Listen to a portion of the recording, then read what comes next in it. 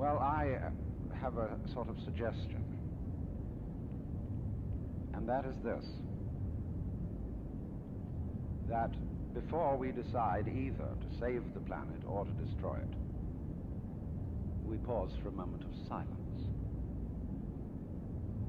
I don't mean that kind of grim silence which one observes when somebody says,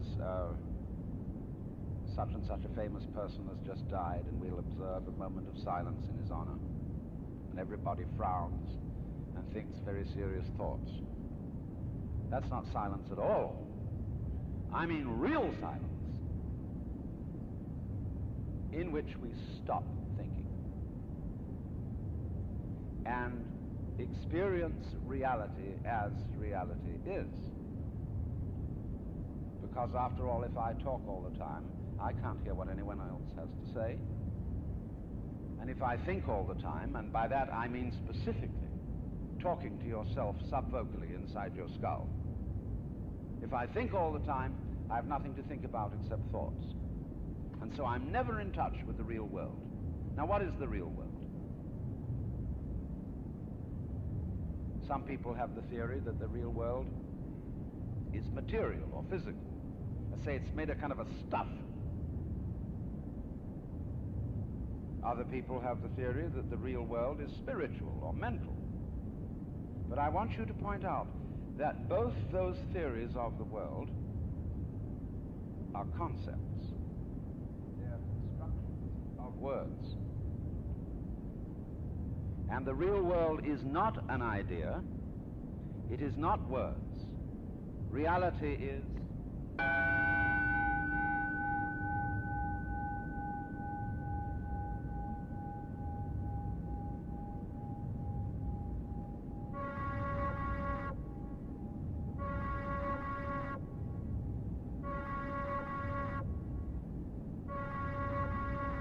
when this latent system switches on, the arousal that's created is energy moving from the body right up into the brain, and that energy rushes all the way up into the pineal gland. The moment that happens, the brain goes into what's called gamma brainwave patterns. They're having a full-on sensory experience without their senses, and whatever's going on between their ears, the vision that they're having, they're not visualizing. It's happening to them. And the person now is literally in a whole nother world. They're in another dimension. That's why the pineal gland is called the third eye, because it's a profound vision. Once the autonomic nervous system switches on and it goes into gamma brainwave patterns, that radio receiver has tiny little calcite crystals, stacked rhombohedrons that are on top of each other. And those crystals begin to shimmer. They begin to oscillate. And now the radio receiver is activated. And when the brain latches on to a frequency, the pineal gland acts as a transducer. And the pineal gland begins to release upgraded versions of melatonin. Melatonin already causes us to dream, but now you're going to really dream. It already causes us to relax, but now you're going to make a benzodiazepine.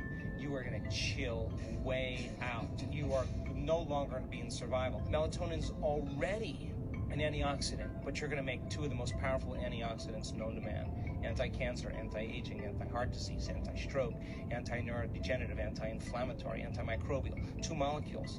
And then you make that one amazing chemical called dimethyltryptamine, and that begins to switch on. And what happens is you no longer move through space to experience time. You move through times, and you experience dimensions or spaces. And the biggest lie that we've ever been told is that we're linear beings living a linear life.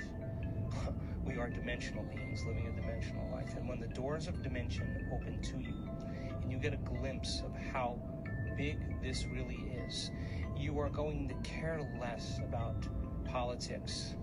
You're going to care less about who's famous and who isn't, because you're going to realize you're all of that and more. We have people that have switched this system, this latent system on, and they have a greater understanding of who they really are.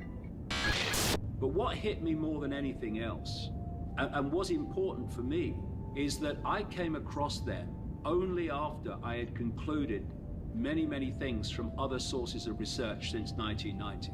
And so I wasn't looking at them as a one-stop shop for a belief system. Oh, the Nag Hammadi text, that's my belief system.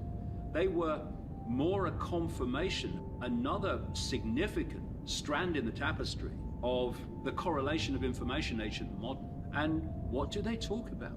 They talked about a force which they called archons. They call them the formless ones because in their base state they have really no form. And I symbolized this archontic force, shall we say, as basically a computer virus. It's a very, very distorted state of awareness. And when it manifests itself in some extreme in humanity, we call these people psychopaths. It's a deeply, deeply extreme beyond belief, psychopathic state of awareness. And they describe how this awareness, which they call, among other names, the demiurge or the ruler, created a fake reality by making a sort of bad copy of the original reality.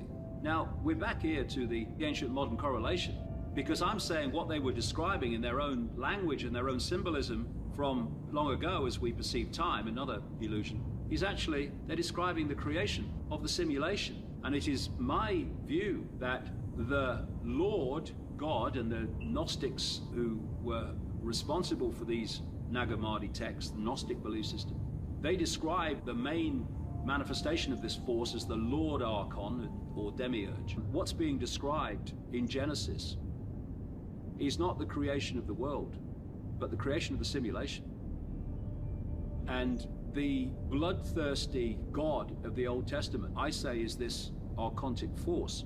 And the Gnostics described how, in very similar terms, although from another angle, as the Bible talks about how the sons of God, actually the sons of the gods in the original text, interbred with the daughters of men and basically changed the human race. What the Gnostics do is talk about basically the same thing in the Nag Hammadi texts, but they talk about the infusion as a result of this of what they call the counterfeit spirit. The counterfeit spirit is, for me, an expression of this distortion. And the common theme through the ages of some force of good and some force of what people call evil battling for supremacy. When people talk about they have a dark side, I say that's this counterfeit spirit. And the Native Americans have this concept of two wolves inside people. One is goodness and empathy and compassion. One is evil, violence, hatred. And they say, which wolf wins? The one you feed the most. And of course, we have a society in this fake reality specifically designed to make us feed the counterfeit spirit. The message for today is undressing a well-dressed lie. Okay?